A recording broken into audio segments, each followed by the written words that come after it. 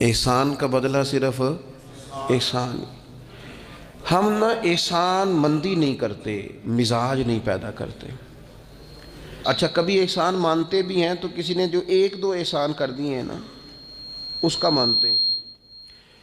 اور ہمارے جو قریبی ہیں، جو اپنے ہیں، جن کے احسان گنے نہیں جا سکتے، شمار نہیں کیے جا سکتے، ہم پر سب سے زیادہ احسان ہمارے رب کریم کا ہے. اس نے ہمیں پیدا کیا ہے، اس نے ہمیں زندگی دی ہے، وہ ہمیں رزق دیتا ہے، اس نے ہمیں شعور دیا ہے.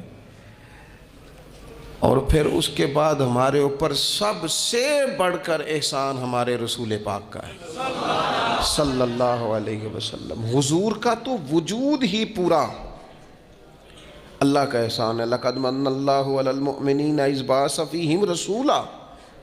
رب کہتا ہے میں نے تم پر احسان کیا ہے کہ میں نے تمہیں اپنا رسول عطا فرمایا. حضور کا سارا وجود ہی ہمارے اوپر احسان. لیکن آپ دیکھ لیں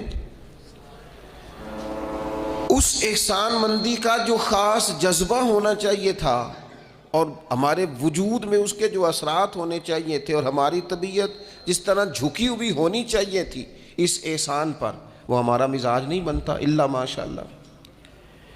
اللہ تعالیٰ کے احسانات ہیں، نبی پاک کے احسانات ہیں، پھر علماء، مشائخ، قرآن مجید کے تراجم، تفاسیر، احادیث کی شروحات لکھنے والے، ہمیں سمجھانے والے، جو ہمیں اللہ رسول سے جوڑتے ہیں، جو ہمیں وہ رستہ دکھاتے ہیں، ان لوگوں کے احسانات ہیں. ہمارے اساتذہ کے احسانات ہیں.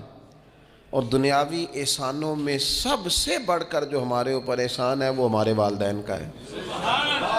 اور قرآن مجید میں اللہ کریم نے فرمایا میرا بھی شکر ادا کرو اور اپنے ماں باپ کا بھی شکر ادا کرو، ان کا بھی شکریہ ادا کرو.